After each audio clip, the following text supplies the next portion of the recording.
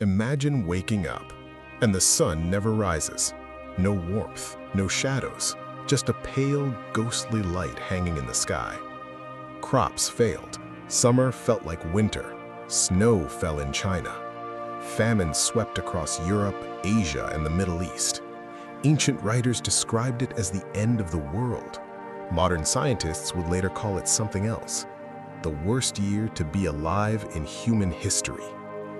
This is the story of 536 AD, the year the world went dark. This wasn't local, it was global.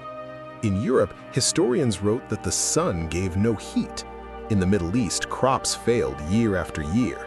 In China, yellow dust rained from the sky and snow fell in August. Entire civilizations were starving, and nobody knew why. Empires that had stood for centuries began to crack. A Byzantine historian named Procopius wrote, "The sun gave forth its light without brightness, like the moon."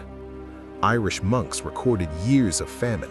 Scandinavian legends spoke of Fimbulwinter, a long winter before the end of the world.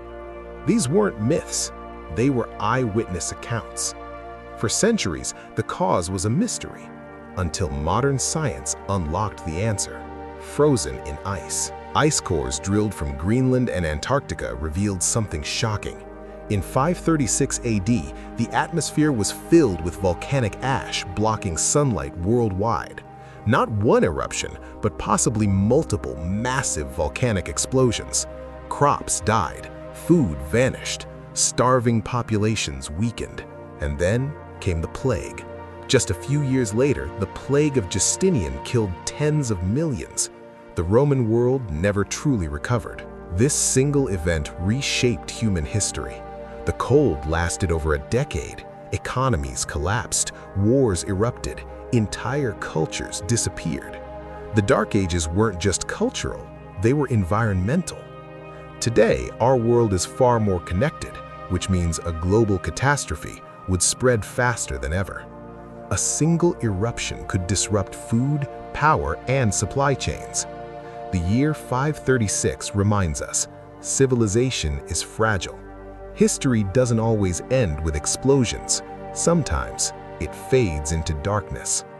536 AD wasn't just the worst year to be alive. It was a warning, one written in ash and frozen in time.